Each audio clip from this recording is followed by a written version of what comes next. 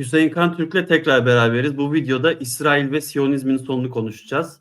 Hüseyin, Siyonizm nasıl başladı? Selamlar Emre. Şimdi Siyonizmin başlangıcında anlamamız için, yani bunların nasıl bu kadar tüm dünyaya yayıldığını anlamamız için hikayenin en başına bir ufak bir giriş yapmamız lazım. Şimdi bu tarafını konuşmadan direkt Siyonizmi anlatmaya başlarsak biraz eksik olur. Önce bir Sarı Reis'i dinleyelim. Evet. Şimdi bu ilk döneminde Birleşmiş Milletler'de yaptığı konuşmadan kısa bir alıntı. Evet, şimdi Kendi ülkesinin iyiliğini düşünmek, bir milliyetçi bir konuşma yapıyor, ulusalcı bir evet, konuşma yapıyor.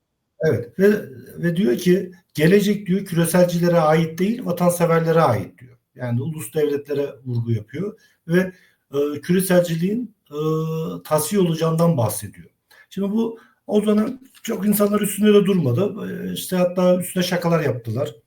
Ne diyor bu dediler ve konu öyle arada kaynadı gitti. Şimdi bu Trump'ın şimdi bugün geri geldi ve aynı yerden devam ediyor. Değil mi? Yani e, vatanseverliğe işte ulus devlette vurgu yapıyor. İşte küreselcilik üstünden mesela değil mi? FED'le uğraşıp duruyor. Ben ekonomistim diyor. Kendi e, şeylerini ekonomi üzerine anlayışını vurgulamaya çalışıyor. Ve küreselcilerle olan savaşı kaldığı yerden devam ediyor. Şimdi küreselciler dediği bunun şimdi sadece küreselciler başlığı altında konuşuluyor ama zamanla bunun Siyonizme dönüşeceğini göreceğiz. Yani çünkü Siyonizm dediğin aslında her Siyonist küreselcidir. Yani tabii küreselcilerin tamamı Siyonist değildir ama Siyonizm dediğin şey küresel bir yapıdır zaten. Küreselcilikten beslenir. İşte bu alt kültürü nedir bunun? İşte Voy kültürü de bunların bir alt kendi tabanı, işte oluşturmak istediği taban. E, Bütün dünyaya dayattığı işte değil mi? Olimpiyatlarda bile zorla e, kadın müsabakalarına bile değil mi? Erkek sporcuları dayatıyorlar. Bu aynı zamanda bir şeyi tetikliyor. Karşı tarafta insanların tepkisini çekiyor. Zaten Woke şimdi kültürü. işin bu tarafına gireceğiz ama dediğim gibi bir alttan tekrar alalım. Şimdi bu işler nasıl ortaya çıktı? Şimdi tarihçesine girmeyeceğim ama tapınakçıları konuşmadan bu geçiş dönemini anlayamayız. Şimdi tapınakçılar üstüne çok insanları anlattı. Çok videolar var, çok kitaplar var. O yüzden tarihçesine çok girmeyeceğim. Herkes üç aşağı yani bu konularla ne bileyim biraz dikkat eden, biraz üstüne bakan insanların tamamı bu hikayeyi biliyor. Ama benim anlatmak istediğim kısım e, başka bir yerde üstüne hiç konuşulmamış kısmını söyleyeceğim. Yani bu anlatacağım üzerine kimse iki kelam ne yazan var, ne üstüne konuşan ne de işte dediğim gibi video çekip anlatan var. Bu kısım nedir? Yıl 1307 geldiğinde yani ne oldu? 1120'lerde işte 1200'lerde işte Haçlı seferleriyle beraber Kudüs'e yerleştiler. Orada bir taban tuttular. Sonra bütün Avrupa'ya yayıldılar. Bütün Akdeniz ticareti bunların ellerindeydi. Donanmaları vardı. Ee, Avrupa'nın tüm ülkelerinde kendi kiliseleri vardı. Yani 1300'ler geldiğinde bütün Avrupa'ya yayılmışlardı. Bazı kaynaklar işte sayıları 20 bin ulaştı diyor. Bazı yerlerde 100 bine kadar ulaştığından bahsediyor. Yani bu kendi sadece şövalye değil de işte 100 bin diyenler diyor ki 10 bin 20 bin şövalyesi vardı. Kalanları da bunların yanında çalışan işte rahipler, işte muhasebecileri diyelim, hizmet yapanları diyelim. Şimdi bunların aileleriyle beraber katarsak 400 bin değil mi? 400 bin sayıya ulaşmış oluruz. Yani ciddi bir nüfusa ulaşmışlar. Yani o dönem için bir ülke kurabilecek kadar nüfusları vardı bu adamların. Etki alanlarıyla beraber, sadece kendileri için söylemiyorum. Etki alanlarıyla beraber, kapsadıkları alanla beraber neredeyse kendi başlarına ülke kuracak kadar servetleri, askerleri e, ve ticaret ağı vardı. Ve bilim adamları da dahil yani buna. Şimdi her kralın yanında yerleştirdikleri adamları vardı. Şimdi böyle bir yapı e, bir sabah uyanıyoruz. Yıl oluyor 1307. O dönemki büyük üstadları Moley diye birisi e, Fransız kralına borç yani bütün o dönemde Avrupa krallarına borç veriyorlar. Fransız kralı da bunlara borcu var. Diyor ki ya biz bunları tasfiye edelim. Hem borçtan kurtulalım hem de bunların paralarını çalalım. Üstüne çökelim. Ve bunlara güya tuzak kuruyor.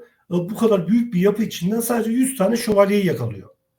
E, işte paraları nerede? Bakıyorlar hiçbir yerde bunların paralarını da bulamıyorlar. Arşivlerini bulamıyorlar. Sadece ele geçirdikleri, yani dünya tuzak kurup da bunları tasfiye edeceğiz diye ortaya çıktıkları, yani yaptıkları planın sonunda ellerinde 100 tane şövalye, geride hiçbir şey yok. Ne para var, ne altın var, ne de bunların bu 100 yıl boyunca işte Kudüs'ten Antik Mısır'a, e, kadim dünya tarihine dair ele geçirdikleri sırların hiçbir tanesi yok. Hiçbir belge yok, hiçbir arşiv yok. Hepsi kayıp. Tamamı kayboluyor. Tapınakçılar yer altına iniyor daha doğrusu. Ve aynen öyle. Ve ellerinde 100 şövalye, hatta Mole'ye 7 yıl işkence yapıyorlar. Yani 1307'de yakalanıyor ama bu büyük üstadları 7 yıl boyunca işkence yapılıyor. 7 yılın sonunda 1314'te bu adamı işte meydanda yakıyorlar. Yakmaları da yani kısık ateşte. Adamın yanarak ölmesi bile 3-4 saat sürüyor. Yani küçük bir kor ateş bırakıyorlar altına. Saatlerce yavaş yavaş yanarak ölüyor. Böyle bir, hatta ölmeden önce de Moley'in işte orada bir seslenişi var. Bir yıl olmadan peşimden geleceksiniz diye. Hakikaten de bir yıl geçmeden o dönemin papası ve güzel Filip, onun ikisi de ölüyor. Şimdi şeye baktığımızda, resme baktığımızda, yani neredeyse 100 bine ulaşan sayıda bir tarikattan bahsediyoruz. Etki alanıyla beraber, işte kendi aileleriyle beraber belki sayıları 300-500 bine ulaşmış bir tarikattan bahsediyoruz. O dönemde krallara kadar borç verecek kadar büyük bir zenginlikten bahsediyoruz. Bütün Akdeniz ticaretini yönetecek bir donanmadan bahsediyoruz. Hiçbiri ortalıkta yok. Peki ne oldu? Bu benim düşüncem. Bu tuzağı güzel Filip bunlara kurmadı. Tapınakçıların kendisi bunu yaptı. Yani yer altına çekilmek için, ortalıktan kaybolmak için, dünyayı perde arkasından yönetmek için, e, görünmez olmak için bu tuzağı kendileri kurdu. 100 kişiyi feda ettiler. Başlarında da Moley. Yani e, aslında saygıyla duyulacak işler bunlar. Yani kolay değil böyle kısık ateşte yanmaya razı olmak falan kolay işler değil. 100 kişiyi feda ettiler kendi işlerinden ve bir kısmı İskoçya'ya kaçtı. Yani kaçtı değil de öncesinden zaten gitmişlerdi. Mesela hiçbir şey bulunamadı. İnsanlar gemilerle işte e, Atlas Okyanusu'nda bunların servetlerini aradı. Amerika'da bunların altınlarını aradı. Bana kalırsa altınlar da hiçbir yere gitmedi. Alp dağlarında saklıydı. Yani bu İsviçre. olaylar olmadı. Evet, İsviçre Alp dağlarında, zaten o mıntıkada bunların elinde olan bir bölge. Bu işler olmadan belki bir yıl önce altınlarını, bütün arşivlerini Alp dağlarına sakladılar. Bir kısmını İskoçya'ya götürdüler. İskoç dağlarına sakladılar. İspanya'ya götürdükleri kısımlar oldu. Bazı kaynaklarda diyorlar ki Moğolistan'a kadar giden, yani bu şey döneminde 1307'den sonra işte biz bunlardan kaçıyoruz vesaire diye Moğolistan'a kadar giden tapınak şövalyeleri olduğundan bahsedenler var. Şimdi ne olmuş oldu? Vatikan'a da Bütün götürmüş olabilirler mi?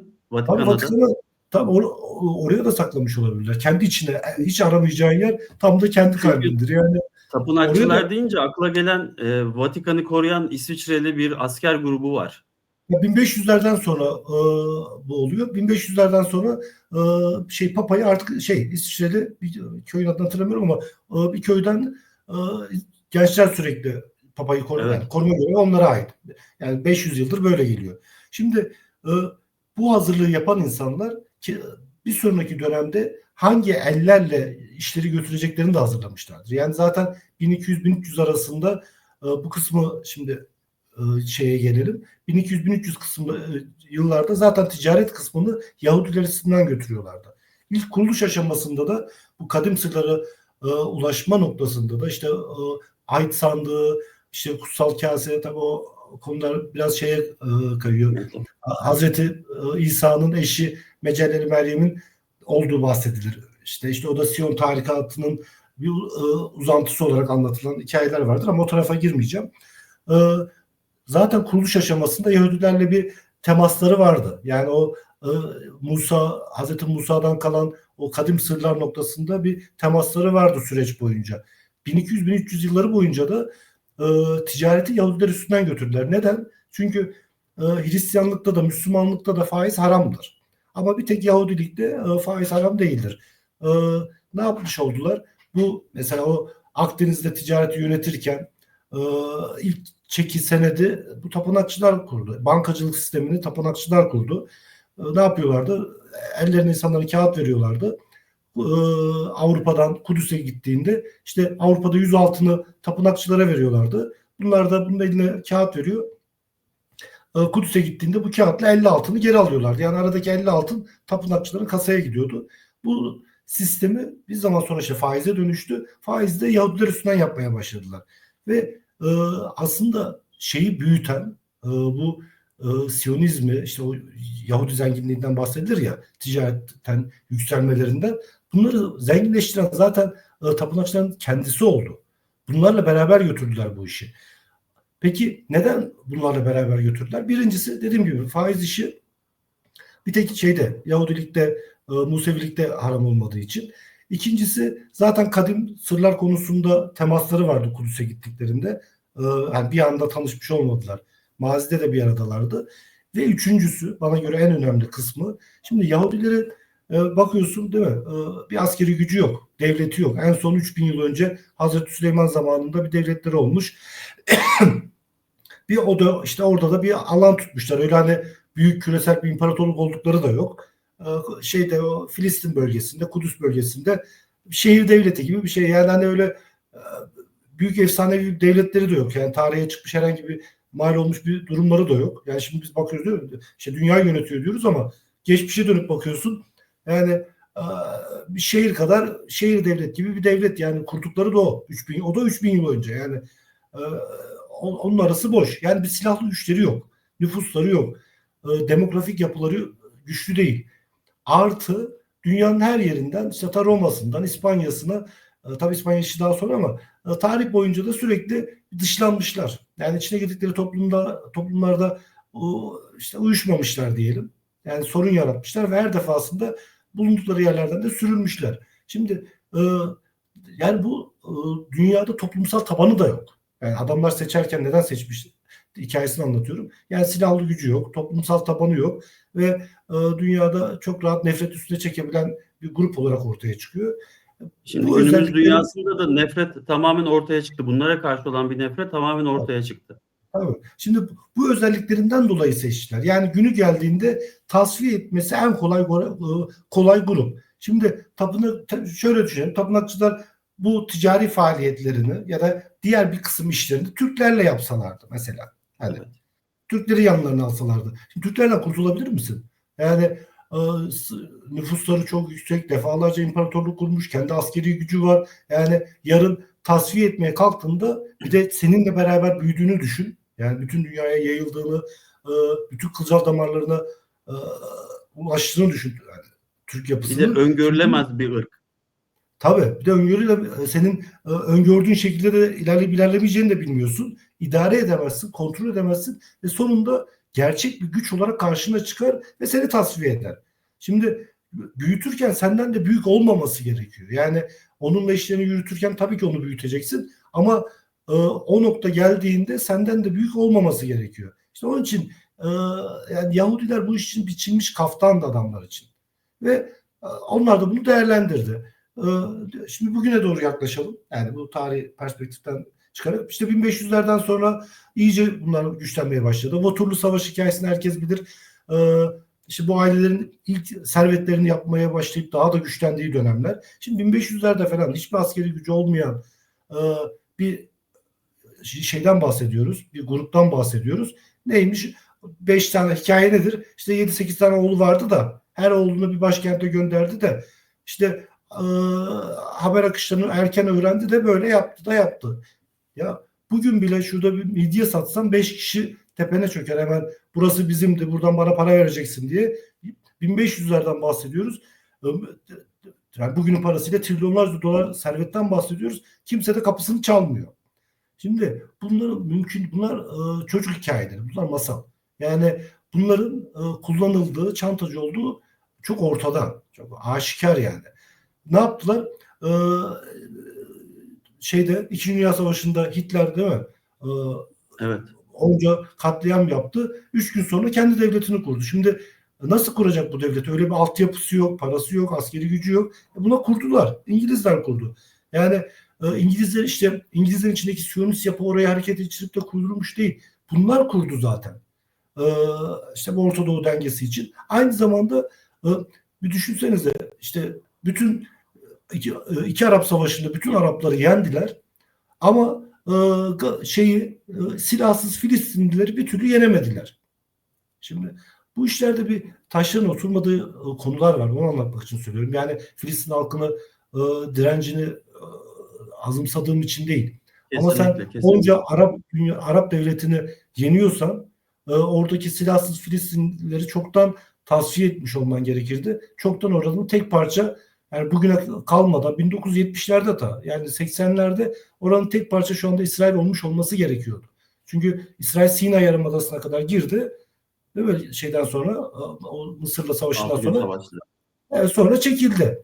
Şimdi peki niye bu sürekli bırakıldı? Bu yara sürekli kanasın diye. Yani Filistin üstünden bunların o soykırımlarıyla yara sürekli kanasın, sürekli nefret üstlerinde olsun diye. Yani bugün Filistin yarası olmasa değil mi? Hani İsrail'le ve İsrail'in bu yayılmacı hamleleri olmasa Orta Doğu'da kim dönüp de İsrail'e burada bunun neden var diye sorgulasın.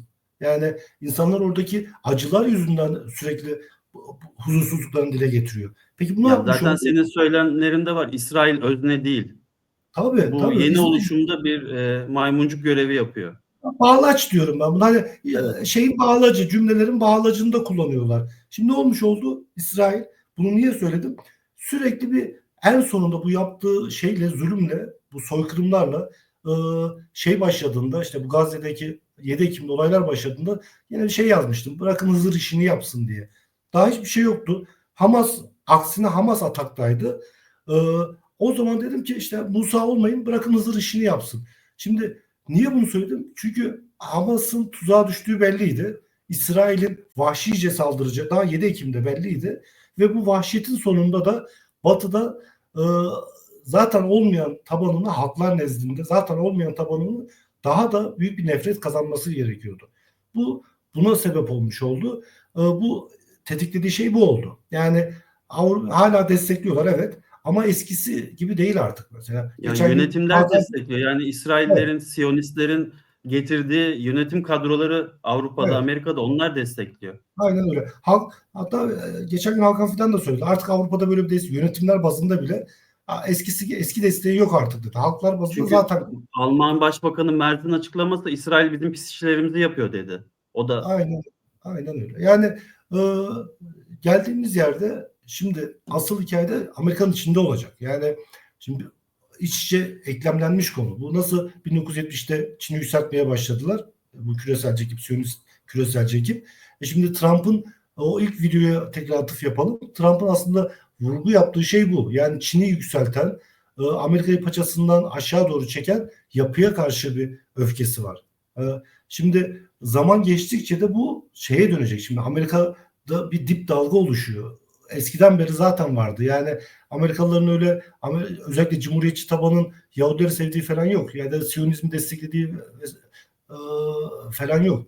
Ara ara videolarda düşüyor. Mesela bu görselde de JFK'yi işte 2014'ün 11. ayı, Kasım ayı JFK suikastını işte bir değil mi? Şuna bakınca Yahudi diyorsun. Yani Yahudi görseli. kesinlikle kıyafet, Şapkasıyla, şapka, siyah siyah giyim. haliyle işte Kennedy'yi vuruyor. Daha sonra geçenlerde bir kadın da aynı şeyi paylaştı. Ee, 11 Eylül'ü unutmadık dedi. aynen öyle. 11 Eylül'ü unutmadık dedi. Şimdi 2024'teki paylaştım ama daha önce de çok yazdım. Yani bu işlerin sonunda dünyada yapılan ne kadar işte suikastlar, pis işler, ekonomik tetikçilikler, işte bu boy kültürü hepsi bunların üstüne kalacak. Bunlar daha bunun başlangıcı. Yani bu görseller, insanların bu tepkileri daha başlangıcı. Yarın göreceğiz bu mahkemelerde Epstein davalar açılacak. videoları. Tabii hepsi, adada olanlar. Şimdi mesela Amerika'da herhangi bir videoyu açın insanlar diyor ki şeyi Amerikan yönetiminin Mossad bunların videolarını çekti. Bunlar pedofili görüntüleri var. E, İsrail Yahudiler ne söylüyorsa bunlar da onu yapıyor. Doğru mu? Doğru. Bak bu da yalan değil. Bunlar da doğru olduğu ortaya çıkacak. Adalarda sadece pedofili olmadı. Çok büyük vahşetler de oldu. Bunlar da ortalığa saçılacak. Yani e, Ertuğrul da anlatmıştı. işte genç çocukların, genç insanların kan alıyorlar, kan nakli yapıyorlar. Daha uzun yaşamak için bunları yapıyorlar diye çok insan da anlattı. Ya o Bunlar da ortaya adada çıktı. işte pedofili artı cinayetler de ortaya Evet, çıkacak. evet, evet. Bunu videolarıyla beraber ortaya çıkacak. Yani insanlar bunları kapılarına dayanacak. O vahşetleri gördüğü zaman evlerini taşıyacak. Öyle bir nefret yükselerek devam edecek yani. Sonunda bunlar tabii aynı zamanda dediğim gibi iç içe devam edecek. Bir yandan Amerika'nın içinde şimdi mesela Pentagon'dan şey sızdı değil mi? E, İran aslında nükleer tesislerinde bir şey olmadı gibi bir şey çıktı. Trump da buna karşı işte Beyaz Saray'dan karşı açıklama geldi. Bu şeyi de zamanla göreceğiz bunu. Pentagon'un içinde bir yapıyla Trump arasındaki sürtüşme artarak devam edecek. Yani bir oradaki klik bunun üstüne gitmeye devam edecek. Boşluğunu sızdırmaya devam edecek. Hatalarını sızdırmaya devam edecek. Ve sonunda da bu yapı darbe de deneyecek. Yani bu Siyonist küreselci yapı Trump'a karşı darbe de deneyecek. Tabi orası başka bir videoda daha O detaylı Amerika'nın konuşacağız. karışıklığı videosuna giriyor. Evet. Karışıklığı konusuna O giriyor. tarafa giriyor. Oraya çok girmiyorum ama konuyla iç içe olduğu için bu tarafını Tabii. söylemek gerekiyor. Oradaki Siyonist küreselci yapıyla işte Amerika'daki ayrı derin yapı birbirine girmiş olacak ve halk tabanı da bu Amerika'daki derin yapının arkasında duracak. Yani bu Siyonistleri göndermek isteyecek. Ve sonunda da olacağı o. Yani oradaki şeyle beraber eline sağlık, bu da önemli. İşte 2023 Aralık'ta paylaştık bunu da. Büyük resetin karşısında büyük uyanış diye bir fikir oluştu. Yani ara ara yükseliyor, ara ara sönümleniyor bu düşünce ama e, bu da fikri altyapısı. Yani Siyonizmin bu büyük reseti, işte pandemiyi, o dönem yaşadıklarımızı tamamının bu Siyonist küreselcilerin oyunu olduğu üstünde zaten herkesten fikir. Değil mi? İnsanlar aşı olduğuna pişman olanlar var. E, Olmayan da olabilir ama işte bu yaşanan sağlık sorunlarını buna bağlayan çok insan var. Karşısında işte ben buna büyük uyanış adını vermiştim. Yani daha bu şey ortaya çıkmadan önce bu söylemler, büyük resetin karşısında da büyük uyanış diye bir fikir ortaya çıkacak. Daha da palazlanacak bu. Bu fikir de Siyonizme karşı gelişecek. Yani insanlığın tamamının ortak bir değeri olacak buna karşı çıkmak. Yani onu paylaşmadık ama mesela bazı görseller var. İşte Müslümanla Hristiyan işte yan yana duruyor. Karşısında boy kültürü hadi together diyor. Omuz omuza mücadele Together, edelim. Yani beraber mi? Beraberce diyor. beraber mücadele edelim. Yani bu Siyonizme karşı mücadele insanlığın ortak değeri haline gelecek. Buna Bu dönüştürecek yani. Siyonistlerin Çin'e kaçacağını söylüyorsun. İlk Evet. paylaşımda da verdik. Evet, Yıl olarak bir şey söyleyebilir misin? Çünkü zaten ilk soru olacak bize. büyük bir ihtimalle yani özellikle savaş 2035'ten sonra olmasını bekliyorum. Yani 2035 ile yani savaşın sonuyla bu yükselerek tırmanarak devam edecek. Amerika'da darbe vesairesiyle beraber oranın kendi iç karışıklığıyla beraber zaten işte elitleri yavaş yavaş kaçmaya başladığı dönemde 2035 ile o 5 yıllık dönemde 2040 arasında Amerika'nın içinde büyük bir şeye karşı Siyonizme karşı büyük bir hareket başlayacak. Yani orada barındırmayacaklar ve bunlar kaçacaklar. Nereye? Çin'e. Çünkü Avrupa'da da tutunamayacaklar. Yani Avrupa'da da tabanları zaten şeyde tabanda değil de tepedeki desteklerini o dönemde Avrupa'dan da kaybetmiş olacakları için bunlar Çin kapısını Çin açacak. Yani bunlara kapısını açacak, dünyada açacak tek yer Çin olacak. O da tabii 1970'ten başlayan şeyleriyle Çin'e birlikteliklerinden verdikleri dolayı. destek. Abi Çin'e verdikleri destekten dolayı Çin'i yükselten bunlar. Yani şey de özür olarak şunu da vurgulamam gerekiyor.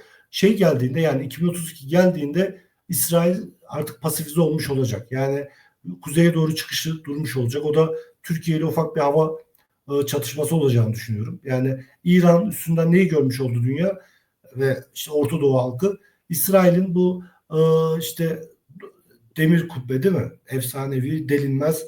Ee, Asla onu işte vuramazsın. Efsanesi yıkılmış oldu. Yıkıldı. Bir Geriye de elinde ne şöyle kaldı? söyleyeyim 2032 ile ilgili. Dün çıkan bir haberde uçağımız Kaan'ın motoru 2032'de hazır oluyor. Bu da Evet. senin söylediğin tarih denk Aynen gelmiş. öyle. Yani bu da tevafuk diyelim. Hani gene Devam. tesadüfen tesadüfen tam da o tarihe denk gelmiş oldu. Yani e, aslında bu işler mesela bazıları diyor ya, konuyla bağımsız ama ya nükleer savaş çıkarsa, ben de her defasında diyorum ki ya korkma, kimse o düğmeye basmayacak. Nükleer olursa ben buradayım, bana haber verirsin. Hani bu attılar veren diye takılıyorum da. Çünkü bu süreç kontrollü bir süreç. Yani sanki kontrolsüzce dünya savruluyormuş gibi bir görüntü var ama yani sanki böyle her an her şey olabilecekmiş gibi büyük bir karmaşa ve kaos hakim görüntüsü olsa da bu kontrollü bir süreç. Yani dünya bir ara döneme geçiyor, işte çok merkezi dünya diye anlattığımız bu Anglo-Sakson düzenin bütün temel taşlarının yıkıldığı kontrollü bir kaos dönemi, yani kontrollü kaos dönemi. Bu e, bir bacağı da işte Siyonizmin ve İsrail'in sonunu getirecek bu işin. Bir bacağı da bu. Yani İsrail'de dedik demir kubbesinin aslında yalan olduğunu görmüş olduk. Şimdi elinde ne kaldı efsanesi? İşte çok güçlü bir hava kuvvetleri var. Bu efsaneyi de e, Türkiye yıkmış olacak. Ve bunu Kaan'la yıkmış olacak. Yani şey geldiğinde bu hava savaşı geldiğinde birkaç tane uçağa düştükten sonra İsrail artık kımıldayamayacağını görmüş olacak. Yani demir kubbe yalan, hava kuvvetleri de Türkler tarafından vuruldu. E, Ne kuzeye ne de Gazze içindeki o vahşetini sürdüremeyeceğini fark edecek. Elindekine razı olma pozisyonuna geçecek. Pasifize olacak dediğim hikaye bu. Ve sonunda da yani Hem 2035. dünyadan pasifize oluyorlar, hem İsrail Evet, bölgeden evet, pasifize oluyor ve Çin'e evet. kaçıyorlar. Evet, yani şeyden sonra 2032 geldiğinde bunlar durulmuş olacak.